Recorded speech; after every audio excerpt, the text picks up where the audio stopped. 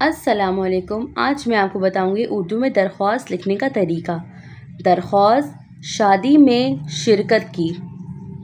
बखिदमत जनाब head master साहब, government school, यहाँ पे जो आपके स्कूल का नाम है वो दर्ज कर दीजिएगा, कराची। और यहाँ पे जो जिस शहर से आपका ताल्लुक़ है उस शहर का नाम यहाँ पे दर्ज कर दीजिएगा। जनाबे आला, गुजारिश है कि मेरे बड़े भाई की शादी है जिसकी वजह से मैं स्कूल हाजिर नहीं हो सकता हूँ। मेहरबानी फरमाकर मुझे 3 यौम की रुख़सत इनायत फरमाएँ। आपकी ऐन नवाजिश होगी।